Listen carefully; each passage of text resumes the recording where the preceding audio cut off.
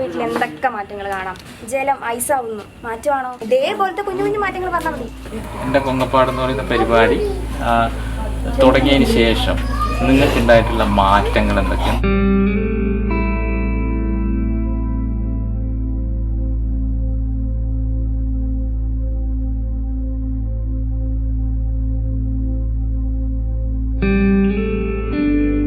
Plus one ഞാൻ ജയിക്കില്ല എന്നാണ് വിചാരിച്ചത്. മെയിൻ എക്സാമിന് എല്ലാത്തിനും പാസ്സാവും.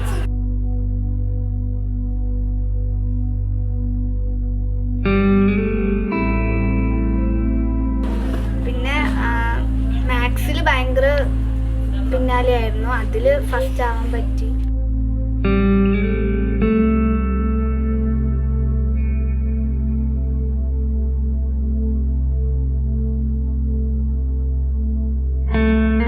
ടീച്ചർ നല്ലവണ്ണം എടുത്ത് പഠിപ്പിക്കും, ചീത്ത പറയില്ല.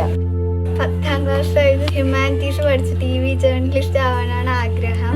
ഞങ്ങൾക്ക് സ്കൂളിലൊക്കെ ഇങ്ങനെ ഉണ്ടായിരുന്നു, കൊങ്ങപ്പാടത്തുനിന്ന് വരുന്നവര് പഠിക്കില്ല, ലാസ്റ്റ് ബെഞ്ചിലൊക്കെ ഇരുന്നിട്ടുണ്ടായിരുന്നത്. കൊങ്ങപ്പാടത്തിനെ കുറിച്ച് പറയുകയാണെങ്കിൽ 1-2 പേരുണ്ടാവും 10ാം ക്ലാസ്സിൽ മുഴുവൻ പഠിച്ച് പാസ്സായവര്. കുറച്ച് വർഷത്തിന് ശേഷം സൈറ്റ് സാർ ഇവിടെ വന്നു, ട്യൂഷൻ സെന്റർ തുടങ്ങി, അതിലേക്ക് കുറേ കുട്ടികളൊക്കെ പോയി.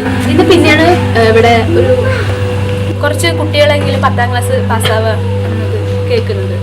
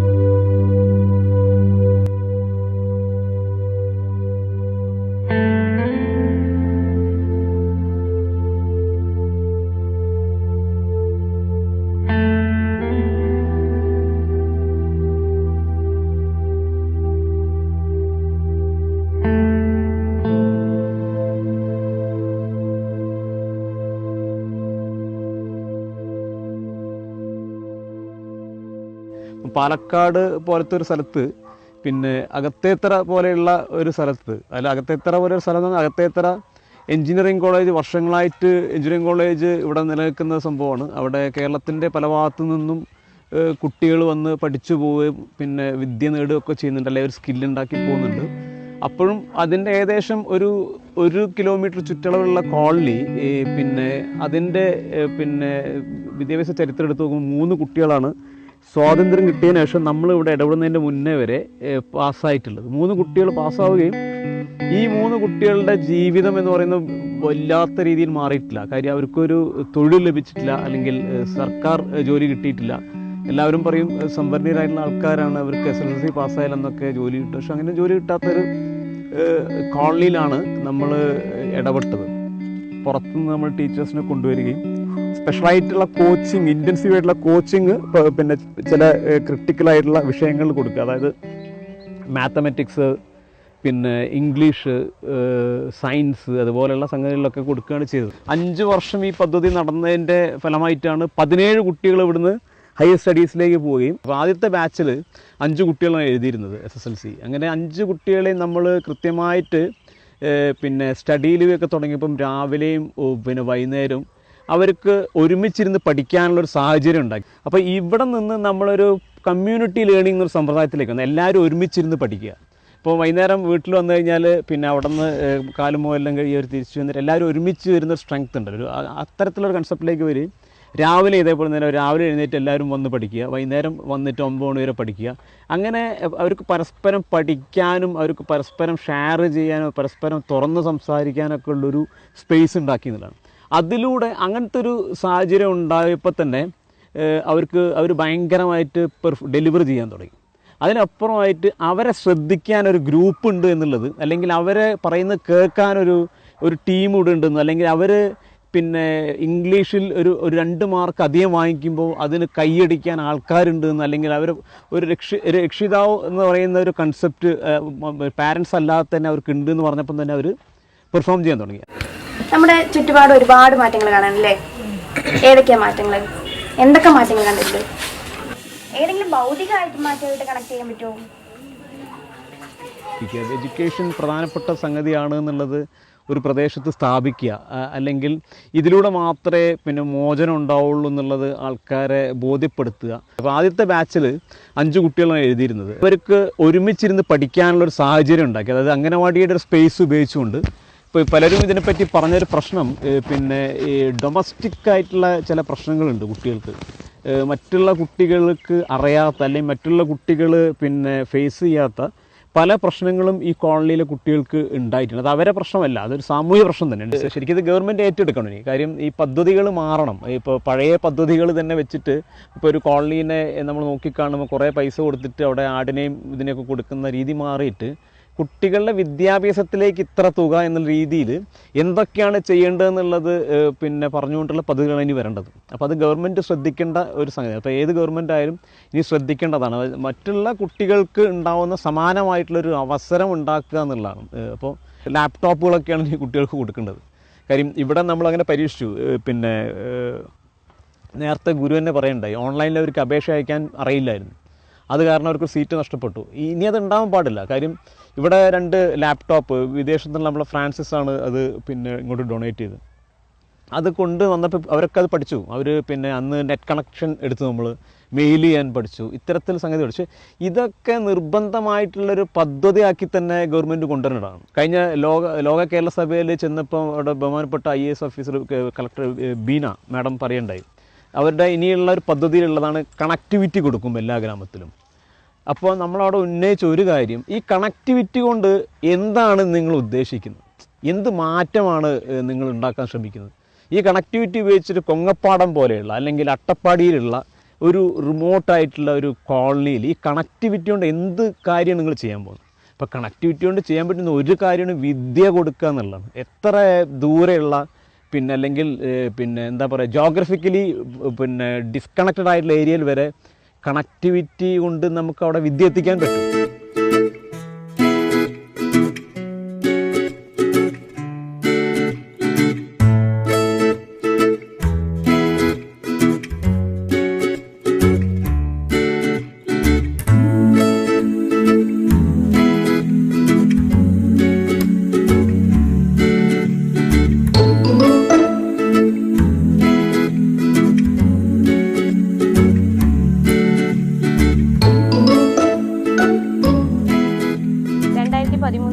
പദ്ധതി ആരംഭിച്ചത്. തുടക്കത്തിൽ ഞങ്ങൾ 4 ടീച്ചർമാരാണ് ഇതിലുണ്ടായിരുന്നത്. 17 കുട്ടികളുമായിട്ടാണ് ഈ ഒരു പദ്ധതിക്ക് തുടക്കം കുറിച്ചത്. ഞങ്ങൾക്ക് പിന്താങ്ങിക്കൊണ്ട് സജിത്തേട്ടൻ കൂടാതെ ഈ കൊങ്ങപ്പാടത്തെ മറ്റു പല ആളുകളും ഉണ്ടായിരുന്നു. മിക്ക കുട്ടികളും 3-ാം ക്ലാസ്സോ 4-ാം ക്ലാസ്സോ പഠിപ്പ് നിർത്തിയിട്ട് മറ്റുള്ള കൂലിപ്പണിക്ക് പോകുന്ന കുട്ടികളായിരുന്നു. അപ്പോൾ അങ്ങനെയുള്ള കുട്ടികളെ നമുക്ക് എങ്ങനെ പഠിപ്പിച്ച് അവർക്ക് അവരുടെ മനസ്സിലുള്ള ലക്ഷ്യം ഉണ്ടാക്കി കൊടുക്കാൻ കഴിയും എന്നത് വളരെ സംശയിച്ചൊരു കാര്യമായിരുന്നു. ഓരോ കുട്ടികൾ ഏതൊക്കെ സ്റ്റേജിലാണ് നിൽക്കുന്നതെന്ന് അറിയാൻ ഞങ്ങൾക്ക് സാധിച്ചു. അതിനനുസരിച്ചുള്ള കോച്ചിങ് ആയിരുന്നു പിന്നീട് ഞങ്ങൾ നടത്തിയത്. അതുകൊണ്ട് തന്നെ ആ ഒരു SLCയിലെ ആ വിജയശതമാനം പൂർണ്ണമായിട്ടും കൊണ്ടുവരാൻ ഞങ്ങൾക്ക് സാധിച്ചു എന്ന് തന്നെ പറയാം. കുട്ടികളായിട്ട് നമ്മൾ ഇൻട്രാക്ട് ചെയ്തപ്പോൾ അവരിൽ പല കഴിവുകളുണ്ടായിരുന്നു. അവരിൽ ഏത് രീതിയിലാണ് ഞങ്ങൾ പഠിപ്പിച്ചു കൊടുത്താൽ മനസ്സിലാക്കുക എന്നത് ആദ്യം കണ്ടെത്തി. അത് കുറച്ച് കുട്ടികൾക്ക് വരയ്ക്കാൻ കഴിയുമായിരുന്നു, കുറച്ച് കുട്ടികൾക്ക് പാടുവാൻ കഴിയുമായിരുന്നു. അക്ഷരത്തെറ്റാണ് നമ്മുടെ ഇന്നത്തെ കുട്ടികളിൽ ഏറ്റവും കൂടുതൽ ഞാൻ കണ്ടു കാണുന്നത്. ഈ കുട്ടികൾ മാത്രമല്ല, ഇത് കൂടാതെയുള്ള മറ്റു കുട്ടികൾ, ഞാൻ വേറൊരു മറ്റു സ്കൂളിലൊക്കെ പ്രവർത്തിച്ചിട്ടുണ്ട്, വർക്ക് ചെയ്തിട്ടുണ്ട്. അവിടെയൊക്കെ വെച്ച് നോക്കുമ്പോൾ ഏറ്റവും കൂടുതൽ എനിക്ക് കാണാൻ സാധിച്ചത് അക്ഷരത്തെറ്റ് തന്നെയാണ്. ഹാൻഡ് റൈറ്റിംഗ് ആണെങ്കിൽ വളരെ ഏറ്റവും നല്ല ഹാൻഡ് റൈറ്റിംഗ് ആയിരുന്നു ആ കുട്ടികളുടെ. സ്കൂളിലും ഒരു പക്ഷേ കാര്യമായിട്ടുള്ള ശ്രദ്ധ കിട്ടിയിട്ടില്ല എന്ന് തോന്നുന്നു. അവരെ നമ്മൾ കൂടുതൽ ശ്രദ്ധ കേന്ദ്രീകരിക്കുന്നു എന്നൊരു തോന്നൽ വന്നപ്പോൾ അവർ കുറച്ചുകൂടി പഠനത്തിൽ മുന്നോട്ട് വന്നു. ഞാനൊരു ടീച്ചറായിട്ടൊന്നും അല്ല പോയിട്ടുണ്ടായിരുന്നത്. അവരൊരു ഫ്രണ്ട് പോലെ ബിഹേവ് ചെയ്തപ്പോഴാണ് അവർ എൻ്റെ അടുത്ത് കൂടുതലായിട്ട് അടുക്കാൻ തുടങ്ങിയത്. അവരെന്ത് കാര്യം ഉണ്ടെങ്കിലും എൻ്റെ അടുത്ത് പറയാൻ തുടങ്ങി. ഇത് ആ സ്കൂൾ കഴിഞ്ഞ് വന്നാൽ പിന്നെ പഠനമില്ല, ആ ഒരു രീതി മാറി. ആദ്യത്തെ ആ ബാച്ച് ഇറങ്ങിയ ശേഷം പിന്നീട് അവർ പഠിപ്പൊന്നും നിർത്തിയിട്ട് തുടർന്ന് അവർ പഠിച്ചു പോയിക്കൊണ്ടേ ഇരിക്കുന്നുണ്ട്. കുട്ടികൾക്ക് ഇങ്ങനെ വരയ്ക്കാനൊക്കെ കൊടുക്കുമ്പോൾ അവർ വളരെ നല്ല രീതിയിൽ വരയ്ക്കുകയും ഹാൻഡ് റൈറ്റിംഗ് ആണെങ്കിൽ വളരെ ഏറ്റവും നല്ല ഹാൻഡ് റൈറ്റിംഗ് ആയിരുന്നു ആ കുട്ടികളുടെ. ഫുൾ മലയാളം മീഡിയമാണ് എന്ന് പറഞ്ഞിട്ടുണ്ടായിരുന്നു. അപ്പോൾ ഞാൻ ഇതുവരെ മലയാളം മീഡിയത്തിൻ്റെ സബ്ജക്ട്സും ഒന്നും എടുത്തിട്ടില്ല. മാത്സാണ് ഞാൻ മെയിൻലി ഡീൽ ചെയ്തിട്ടുണ്ടായിരുന്നത്. പക്ഷേ ഇങ്ങനെ മലയാളം മീഡിയം എന്ന് പറഞ്ഞപ്പോൾ അതെനിക്ക് കുറച്ച് ഒരു ഇതുണ്ടായിരുന്നു. The students, you see, responded very well. And I conducted the English class and I got good response from them. And luckily I had a student of mine, a BTech student who had studied in Kendriya Vidyalaya, doing physics and all that maths. So she took up those subjects and gave the training. And all the students passed. And 2-3 got very good marks also. പക്ഷേ ഞാൻ സാറിൻ്റെ കൂടെ first മീറ്റിങ്ങിന് പോയിരുന്നു അങ്കണവാടിയിലേക്ക്. അപ്പോൾ പോയി കഴിഞ്ഞപ്പോൾ എനിക്ക് അവിടെ നിന്ന് കിട്ടിയ ഒരു പോസിറ്റീവ് എനർജിയാണ് സത്യം പറഞ്ഞു കഴിഞ്ഞാൽ ഞാൻ ഈ ഇതിലേക്ക് വന്നത്. എക്സാം ഫിയറൊക്കെ അവർക്ക് ആദ്യം ഞാൻ വരുമ്പോഴേ ഉണ്ടായിരുന്നുള്ളൂ. അവർ പഠിച്ച് വരുമ്പോൾ നമ്മൾ വരുമ്പോൾ ഇടയ്ക്ക് ഏതെങ്കിലും ഒരു സയൻസ് ബുക്കോ വല്ലതും എടുത്ത് ക്വസ്റ്റ്യൻ ചോദിക്കുകയാണെങ്കിൽ ഇവരെല്ലാം അതിൻ്റെ ആൻസർ പറയുമായിരുന്നു. ഒരാൾക്ക് അറിയത്തില്ലെങ്കിൽ ഒരാൾ വായിച്ചിട്ട് ഈ 4 പേരും കേട്ടിട്ട് 4 പേരും അതിൻ്റെ ആൻസർ ചെയ്യാൻ പറഞ്ഞു അവരോട്. ഏതെങ്കിലും ഒരാൾ വീക്കായി പോയിട്ടുണ്ടെങ്കിൽ അയാൾ വീണ്ടും പഠിപ്പിച്ചിട്ട് അയാളെ കൊണ്ട് തന്നെ വീണ്ടും നമ്മൾ ആൻസർ പറയിക്കാൻ അവരെ തന്നെ ഏൽപ്പിച്ചു. ഞാൻ ചെയ്തിട്ടില്ല, ഞാൻ അവരോട് പഠിക്കുന്ന സമയം അങ്ങനെ ചെയ്യാൻ പറഞ്ഞു. എക്സാം ഒന്നും അടുപ്പിച്ച് അവർക്ക് ഇങ്ങനെ വലിയൊരു എക്സാം ഫിയർ ഒന്നും ഉണ്ടായിരുന്നില്ല. അവർ പാസ്സാവും എന്നുള്ള കാര്യം എല്ലാവർക്കും അറിയായിരുന്നു. ഞങ്ങൾ ഒരാഴ്ചയായത്തേക്കും നല്ല കമ്പനിയായി. ഞാൻ അവരുടെ ഒരാളായി മാറുകയാണ് ചെയ്തിട്ടുണ്ടായിരുന്നത്. അപ്പോൾ അവരെന്നോട് കൂടുതൽ അടുക്കാൻ തുടങ്ങി. അവർക്ക് എന്തുണ്ടെങ്കിലും എന്നോട് പറയാൻ തുടങ്ങി. ഞാൻ അവരോട് സംസാരിക്കുക മാത്രമേ ചെയ്തിട്ടുള്ളൂ ശരിക്കും. അപ്പോൾ അവർക്ക് എന്തൊക്കെയാണ് ബുദ്ധിമുട്ടെന്ന് അവരെന്നോട് പറഞ്ഞു. പക്ഷെ മുമ്പ് അവർ ഒരിക്കലും ഒരു ഡോക്ടറെ പോലെ എന്നെ കണ്ടിട്ടില്ല. അപ്പോൾ നമ്മളൊരു സിസ്റ്ററിൻ്റെ അടുത്ത് പറയുന്ന പോലെയാണ് അവർ അപ്പോഴും എന്നെ കണ്ടത്. അപ്പോൾ അവർക്ക് ഏതൊക്കെയാണ് കോച്ചിങ് വേണ്ടത്, എവിടെയൊക്കെയാണ് അവർക്ക് ലാഗ് ചെയ്തിട്ടുള്ളത്, അത് പഠിക്കാൻ എന്തൊക്കെയാണ് ബുദ്ധിമുട്ട്. ഇപ്പോൾ പണ്ട് എങ്ങനെയാണെന്ന് വെച്ച് കഴിഞ്ഞാൽ ഫസ്റ്റ് ഡേയ്സൊക്കെ ക്ലാസ് എടുത്തപ്പോൾ അറിഞ്ഞില്ലെങ്കിലും കൂടെ അവർ പറഞ്ഞ് ഞങ്ങൾക്ക് മനസ്സിലായി എന്നുള്ള രീതിയിലായിരുന്നു അവർ സംസാരിച്ചിട്ടുണ്ടായിരുന്നത്. പക്ഷേ ഒരാഴ്ച 2 ആഴ്ചയൊക്കെ ആയപ്പോഴേക്കും അവർ നല്ലോണം തിരിച്ച് റെസ്പോണ്ട് ചെയ്യാൻ തുടങ്ങി. പിന്നെ അത് എനിക്ക് വേണ്ടി എന്താ പറയുക കുറച്ചുകൂടെ നന്നായിട്ട് അവർ അതിന് മാത്സിന് കുറച്ചുകൂടെ ഇമ്പോർട്ടൻസ് കൊടുത്ത് അവർ പഠിക്കാൻ തുടങ്ങി. പിന്നെ അതേപോലെ തന്നെ ഞങ്ങൾ അങ്ങനെ ടെക്സ്റ്റ് ബുക്കിലുള്ളതും പഠിക്കും, കൂടാതെ തന്നെ യൂട്യൂബിലുള്ള വീഡിയോസ് അതൊക്കെ അവർ കൂടുതൽ കാണിച്ചു കൊടുക്കുമ്പോൾ അവർക്കും അതിനോട് നല്ല ഇൻട്രസ്റ്റ് ആയി. അവരും കുറച്ചുകൂടെ ശ്രമിച്ചു. ആദ്യമായിട്ട് ഞാൻ എൻ്റെ ഹസ്ബൻഡ് പറഞ്ഞിട്ടാണ് സൈദ് സാർ ഇങ്ങനെ ഒരു കോളനിയിൽ ഇതുപോലെ കുട്ടികളെ പഠിപ്പിക്കുന്നു, ഒരു പാലക്കാടിൻ്റെ ഇത്രയും അടുത്ത് കിടക്കുന്ന ഒരു സ്ഥലത്ത് ഇവിടുന്ന് ഒരു കുട്ടി പോലും എഞ്ചിനീയറിങ്ങിന് ഒരു അഡ്മിഷൻ ഇതുവരെ കിട്ടിയിട്ടില്ല എന്നുണ്ട്. അപ്പോൾ ആ കുട്ടികളെ ഒരു കുട്ടിയെങ്കിലും അവിടെ അഡ്മിഷൻ വാങ്ങിക്കുന്ന രീതിയിലേക്ക് ഇവിടുത്തെ കുട്ടികളെ ഒരു വിദ്യാഭ്യാസം കൊടുക്കാൻ വേണ്ടിയൊരു പ്രോജക്റ്റ് ഉണ്ടെന്ന് സൈദ് സാർ ഇങ്ങനെ നടന്നു പറഞ്ഞിട്ടാണ് ആദ്യമായിട്ട് ഞാൻ ഇവിടെ വന്ന ഒരു Sunday. Now from the point of view of the service given by Mr. Sajid, I should say that it is a good example for others to follow. At all district levels, this program will be very beneficial, particularly to backward classes students who, given an opportunity, can really come up to the required standard, and that will increase their employment potential also. അവർക്ക് ഏത് സബ്ജക്റ്റാണ് ഏറ്റവും കൂടുതൽ നമുക്ക് ട്യൂഷനോ അല്ലെങ്കിൽ സപ്പോർട്ടീവായിട്ട് എന്തൊക്കെ ചെയ്തു തരേണ്ടതെന്നാണ് നമ്മൾ അവരുടെ അടുത്ത് ചോദിച്ചത്. അപ്പോൾ അവർക്ക് മാത്സ് കുറച്ച് ബുദ്ധിമുട്ടാന്ന് പറഞ്ഞു, ഇംഗ്ലീഷ് കുറച്ച് ബുദ്ധിമുട്ടാന്ന് പറഞ്ഞു. അവരിൽ തന്നെ ഇപ്പോൾ വിസ്മയൊക്കെ ആണെങ്കിൽ നേരത്തെ നല്ലപോലെ പഠിക്കുന്നുണ്ട്, അവർ കുറച്ച് അവരെ ഹെൽപ്പ് ചെയ്തുകൊണ്ടിരുന്നു. ബാക്കി മാത്രമാണ് നമ്മൾ ട്യൂഷൻ വെച്ച് അവരെ സഹായിച്ചത്. So I hope the government will take the necessary steps to implement this program on a wider scale throughout Kerala. ഈ എഞ്ചിനീയറിംഗ് കോളേജിലെ പല സ്റ്റുഡൻസും ഉണ്ട്. വില്ലേജ് ബാക്ക്ഗ്രൗണ്ടിൽ നിന്ന് വരുന്നവരും മിടുക്കരുമായിട്ടുള്ള കുട്ടികളുണ്ട്. അവർക്ക് ഈ സ്കൂളിലെ ഇതേ സ്റ്റുഡൻസിൻ്റെ ഒരേ വേവ് ലെങ്ത്തുള്ള ആൾക്കാരാണ്. അവരെ ഡിഫറെൻറ്റ് സബ്ജക്ട്സ് പഠിപ്പിക്കാനായിട്ട് ഞാൻ ചൂസ് ചെയ്തു. എൻ്റെ ഒരു അവരുമായിട്ടുള്ളൊരു അറിവിൽ നിന്ന് ഉചിതമാകുന്ന തരത്തിൽ ആൾക്കാരെ ചൂസ് ചെയ്തിട്ട് അതുമായിട്ട് ബന്ധപ്പെട്ട് ഇവർ എല്ലാ ദിവസങ്ങളിലും പോയിട്ട് സ്കൂളിൽ പോയിട്ട് ഇവർക്ക് ക്ലാസ്സുകൾ കൊടുക്കുകയും കുട്ടികൾക്ക് എനിക്കറിയാൻ കഴിഞ്ഞ കാര്യം കുട്ടികൾക്ക് പിന്നെ ഉയർന്ന മാർക്കോടുകൂടി പാസ്സാവുകയും തുടർന്ന് +2 കഴിഞ്ഞിട്ട് 18ഓളം പേര് ഉന്നത വിദ്യാഭ്യാസത്തിന് അർഹത നേടി പല പല കോളേജുകളിൽ ജോയിൻ ചെയ്യുകയുണ്ടായി. എഞ്ചിനീയറിംഗ് എൻട്രൻസും പലരും അപ്പിയർ ചെയ്യുകയുണ്ടായി. തരക്കേടില്ലാത്ത റാങ്കുകളും കിട്ടി. പല കാരണങ്ങളാൽ അവർ വേറെ കോഴ്സുകളാണ് ചൂസ് ചെയ്തത്. വിഷ്വലി അവരെ പഠിപ്പിക്കുമ്പോൾ യൂട്യൂബിലൊക്കെ പഠിപ്പിക്കുമ്പോൾ അവർക്ക് ഭയങ്കര ഇൻട്രസ്റ്റ് ആയി ഒന്നുകൂടെ. അപ്പോൾ ആ പേടി അവർക്ക് അങ്ങോട്ട് മാറി കിട്ടുകയാണ് ചെയ്തിട്ടുണ്ടായിരുന്നത്. മാത്സ് എന്ന് പറഞ്ഞു കഴിഞ്ഞാൽ വലിയ എന്തോ ഒരു സംഭവമാണെന്നാണ് വിചാരിച്ചിട്ടുണ്ടായിരുന്നത്. പക്ഷേ ഇങ്ങനെ ഒരു സിമ്പിൾ കൺസെപ്റ്റൊക്കെ പറഞ്ഞു കൊടുക്കുമ്പോൾ ചെറിയ ട്രിക്കൊക്കെ പറഞ്ഞു കൊടുക്കുമ്പോൾ അവർക്ക് പെട്ടെന്ന് ക്യാച്ച് ചെയ്യാൻ പറ്റുന്നുണ്ടായിരുന്നു. So the fault lies mainly with English teachers in schools who don't give enough practice to students to speak the language. For lack of practice only, they are not able to express their ideas in simple English. ഈ ടീച്ചേഴ്സിനെ തന്നെ ഒന്ന് council ചെയ്തിട്ട് കുട്ടികൾക്ക് കുറച്ചുകൂടെ എന്താ പറയുക പ്രോത്സാഹനം കൊടുത്തു കഴിഞ്ഞാലാണ് അവർ ഉയർന്നു വരിക. അതിന് പകരം ടീച്ചേഴ്സ് അവരെ ഡിസ്ഹാർട്ട് ചെയ്യുകയാണ് ചെയ്യണത്. അതുകൊണ്ട് അവർക്ക് തന്നെ ഒരു ഇതാണ്, ഞങ്ങളെ കൊണ്ട് പറ്റില്ല, ടീച്ചറെ പറഞ്ഞു കഴിഞ്ഞാൽ ഇനിയിപ്പോൾ ഞങ്ങൾ എന്താ ചെയ്യുക എന്നുള്ളൊരു ഇതാണ്. So special coaching is required, and thanks to the initiative taken by Mr. Sajid, I was called to give some special coaching, and I got good results, good response from the students. തുടർന്ന് ഈ ലാബുകളൊക്കെ കണ്ടു കഴിഞ്ഞപ്പോൾ സ്റ്റുഡൻസിന് വളരെ ഇഷ്ടം തോന്നുകയും ഇത്തരം കോഴ്സുകൾക്ക് ജോയിൻ ചെയ്യണമെന്ന് പലരും അതിനുള്ള ഒരു സന്നദ്ധത പ്രകടിപ്പിക്കുകയും ചെയ്തു. ഞാനൊക്കെ പണ്ട് പഠിക്കുമ്പോൾ ചെറിയ എന്തെങ്കിലുമൊക്കെ ഒരു വിഷമം വന്നു കഴിഞ്ഞാൽ ഭയങ്കര ഇതാവും. പക്ഷേ ഇവരെന്ന് വെച്ച് കഴിഞ്ഞാൽ എത്ര ഡിഫിക്കൽട്ടീസ് അവർ തരണം ചെയ്തിട്ടാണ് അവർ സ്കൂളിൽ പോണതും അവർ പഠിക്കണതും അവരെന്തൊക്കെയാണ് ചെയ്യണത്. രാവിലെ എണീച്ച് കഴിഞ്ഞാൽ അവർ വീട്ടിലെ കാര്യങ്ങളും എല്ലാം നോക്കിയിട്ടാണ് അവർ ചെയ്യണത്. അപ്പോൾ അവരുടെ ഒരു ഡെഡിക്കേഷൻ അതും എനിക്ക് പഠിക്കാൻ സാധിച്ചിട്ടുണ്ട്. ആക്ച്വലി അവർ പോകുന്ന സമയത്ത് ഈ കുട്ടികൾക്ക് കുറച്ച് അറിവൊക്കെ കുറവായിരിക്കും, ബാക്ക്ഗ്രൗണ്ടൊക്കെ മോശമായതുകൊണ്ട് ആ രീതിയിലാണ് അവർ ഇവിടെ നിന്ന് പോയിരുന്നത്. പക്ഷേ തിരിച്ചു വന്ന് എന്നോട് പറഞ്ഞത് തികച്ചും പോസിറ്റീവായിട്ടുള്ള ഫീഡ്ബാക്കാണ്. വളരെ ബുദ്ധിയുള്ള ഇൻ്റലിജൻ്റ് ആയിട്ടുള്ള കുട്ടികൾ അതിലുണ്ട്. ആക്ച്വലി പല ഉന്നത വിദ്യാഭ്യാസ സ്ഥാപനങ്ങളിൽ വരാൻ അവസരം കിട്ടിയാൽ പ്രശോഭിക്കുന്ന കുട്ടികൾ അതിലുണ്ട് എന്നുള്ളതാണ് എന്നോട് പറയേണ്ടതായിട്ടുള്ളത്. കാര്യങ്ങളൊക്കെ പെട്ടെന്ന് ഗ്രാസ്പ് ചെയ്യാൻ അവർക്ക് കഴിയുന്നുണ്ട്. അവർക്ക് വേണ്ടത് ഒരു സഹായം മാത്രമാണ്. ആ സഹായം കിട്ടുകയാണെങ്കിൽ അവർക്ക് വളരെ ഉയർന്ന രീതിയിൽ പെർഫോം ചെയ്യാൻ കഴിയുമെന്നുള്ളതാണ് എനിക്ക് കിട്ടിയ feedback. Actually, I thought that they would find it difficult to pick up the language, but to my great surprise, it turned out to be otherwise. All the students responded well, and I started by teaching them self-introduction. They did it wonderfully. Then I covered things like presentation skill, techniques of public speaking, all the answers they could give. And actually, Mr. Sajid, when he visited once, I asked him to interact with students and ask them questions. He was quite surprised by their quick picking up of the language.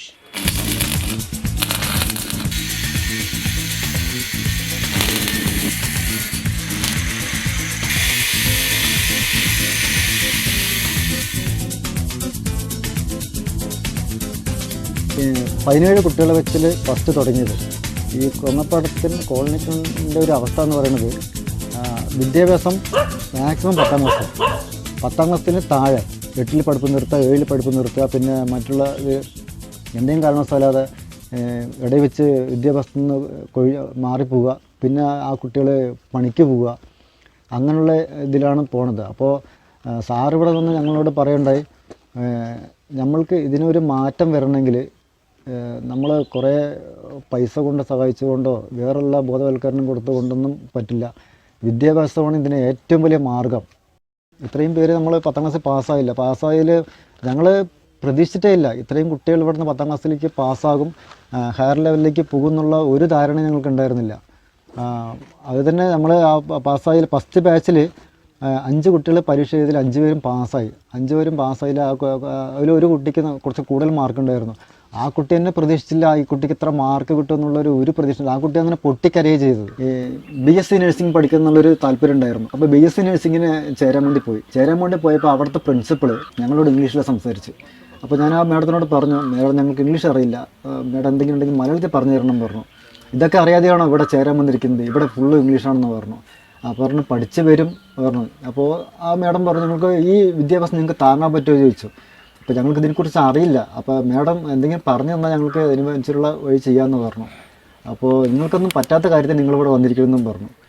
അപ്പോഴൊക്കെ നന്നായിട്ട് പഠിക്കുമായിരുന്നു കുട്ടികൾ. നേരത്തെ എണീറ്റ് പോവും പഠിക്കാനും കട്ടൻ ചായയൊക്കെ ആയിട്ട്. ഒരു വട്ടം ഇങ്ങനെ 5 മണിക്ക് ഇവർക്ക് കട്ടൻ ചായയും കഴിക്കാനും ഒക്കെ വാങ്ങിച്ചു കൊടുക്കും. രാവിലെയും വൈകിട്ടും അല്ലേ, രാവിലെ കട്ടൻ ചായ കൊണ്ടു കൊടുക്കും കുട്ടികൾക്ക് പരീക്ഷയുള്ള സമയത്തൊക്കെ പഠിക്കും. പിന്നെ വൈകിട്ട് അതേപോലെ സാറ് പോക്കറ്റ് മണി തരും, അവർക്ക് ടിഫൻ വാങ്ങിച്ചു കൊടുക്കണം. അവർ ജസ്റ്റ് ഇരുന്ന് കൊണ്ട് പഠിക്കാൻ കഴിയില്ല എന്നൊരു കാഴ്ചപ്പാട് സാർക്കുണ്ടായിരുന്നു. അപ്പോൾ അവർക്ക് എന്തെങ്കിലും ഫുഡ് എന്തെങ്കിലും കൊടുക്കണം എന്ന് പറഞ്ഞിട്ട് വൈകുന്നേരം 7 മണിക്ക് ഫുഡ് കൊണ്ട് കൊടുക്കും. ഈ പരീക്ഷ സമയങ്ങളിലും മറ്റും ഫുഡ് ഒക്കെ അറേഞ്ച് ചെയ്ത് കൊടുക്കും. കുറച്ചുകൂടി പഠിപ്പിൽ കുറച്ചുകൂടി മെച്ചമുണ്ട്, പഴയ പോലെ അല്ല. എന്ന് പറഞ്ഞാൽ ഒരു 70% 80% ഉണ്ട്. സാറിൻ്റെ ക്ലാസ് കൊണ്ടുവന്നപ്പോൾ ഒരുപാട് കുട്ടികളെ എങ്ങനെ പഠിപ്പിക്കണം എന്ന് മനസ്സിലായി. ഇവർക്ക് ഇങ്ങനെ പറഞ്ഞാൽ മനസ്സിലാകും, ഏത് രീതിയിൽ പഠിപ്പിക്കണമെന്ന് മനസ്സിലായി. ഈ എഫക്റ്റ് ആയിരുന്നു ഈ ക്ലാസ് കൊണ്ടുള്ള ഇതായിരുന്നു. ഞാൻ ബി.എഡിന് ചേർന്ന ആ കോൺഫിഡൻസിന് ഏറ്റവും വലിയ കാരണം ഇതായിരുന്നു, ഈ ക്ലാസ് ആയിരുന്നു. ബി.എഡിന് ചേർന്നു. ഹ്യൂമാനിറ്റീസിന് പോകുന്ന സമയത്ത് നമുക്ക് ഒരുപാട് ട്രെയിനിങ് തരും. നമ്മുടെ ടീച്ചേഴ്സ് ഒരുപാട് ട്രെയിനിങ് തരും, കുഞ്ഞു പിള്ളേരിനെ വെച്ച്, കുറച്ച് പിള്ളേരിനെ വെച്ച്, കുറേ അധികം പിള്ളേരിനെ വെച്ച്. പക്ഷേ എനിക്ക് അതിൻ്റെ പേടി ഉണ്ടായിരുന്നില്ല. എല്ലാവരും ചോദിക്കുമായിരുന്നു എന്താണ് ഇതിന് കാരണം. കാരണം ഒരു കുട്ടി അല്ലെങ്കിൽ കുട്ടികളെ ഫേസ് ചെയ്യാൻ പ്രശ്നമില്ല, മറ്റുള്ളവരെ നമുക്കറിയില്ല. പക്ഷെ കുഞ്ഞുങ്ങളെ ഫേസ് ചെയ്യാനോ അല്ലെങ്കിൽ അവരെ പഠിപ്പിച്ചു കൊടുക്കാനോ എനിക്കൊരു പേടി ഉണ്ടായിരുന്നില്ല. അപ്പോൾ ചോദിക്കാറുണ്ട് എന്താണ് കാരണം. വേറെ ആൾക്കാരുടെ മുമ്പിൽ നിന്നില്ലെങ്കിലും കൂടി ഞാൻ കുട്ടികളുടെ കൂടെ നന്നായി നിൽക്കുമായിരുന്നു. എന്താണ് കാരണം? അതുകൊണ്ടാണ് ഞാൻ പറയുന്നത് ഞാനും എടുക്കേണ്ട ട്യൂഷൻ ഇതേപോലെ ഒരു ക്ലാസ് നടക്കുന്നുണ്ട്, അതിൻ്റെതായ ഒരു ഉണ്ടാവും. 2012 ഒരു പെൺകുട്ടിക്ക് എൻട്രൻസിനെ കുറിച്ച് അറിയില്ല എന്ന് പറയുന്ന സംഭവം ഗൗരവമായിട്ട് എടുക്കേണ്ട ഒരു സംഭവം. അതുകൊണ്ട് തന്നെയാണ് ഇങ്ങനെ ഒരു പദ്ധതി ഇവിടെ അപ്ലൈ ചെയ്തത്. പലരും എന്നോട് ചോദിച്ചിട്ടുണ്ട് എന്തുകൊണ്ടാണ് ഇവിടെ ചെയ്യുന്നത്, വൈ ഹിയർ എന്നുള്ള സാധനം. ഇതിൻ്റെ റേറ്റ് അതാണ്. ഇതിൻ്റെ എഡ്യൂക്കേഷണൽ ഒരു ബെഞ്ച് മാർക്കിംഗ് എന്ന് പറഞ്ഞാൽ വളരെ ലോ ആയിട്ടുള്ളൊരു സ്ഥലമാണ്. ബാക്കി നമ്മൾ നോക്കുമ്പോൾ പലരും നമ്മൾ കൂടുതലുള്ളവർക്ക് പറയണ്ടേ ഇത് കുഴപ്പമില്ലാത്ത സ്ഥലമാണ്, നല്ല വീട് ഇതൊക്കെ ഉണ്ട്. പക്ഷേ ഇത് ഗൗരവമായിട്ടുള്ളൊരു പ്രശ്നം തന്നെയാണ്.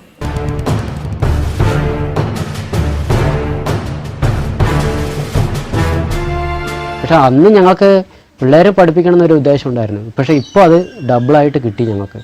ഇപ്പോൾ എവിടെയെങ്കിലും കൂട്ടി എന്തെങ്കിലും ഒന്ന് വാങ്ങിച്ചു കൊടുക്കണം, പിള്ളേരെ എൻട്രൻസ് എഴുതിപ്പിക്കണം എന്നൊക്കെ ഒരു നല്ലൊരു ആഗ്രഹം ഞങ്ങളുടെ മനസ്സിലുണ്ട്. ഓരോ കാര്യങ്ങൾ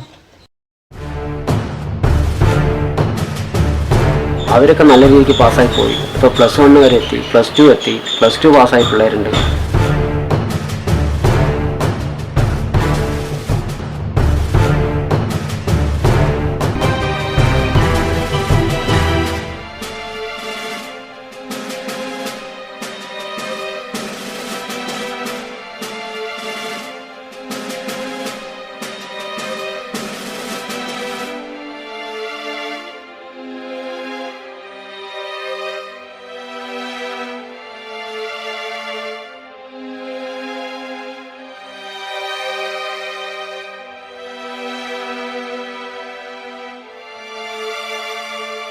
ഇതൊരു തുടക്കമാവട്ടെ.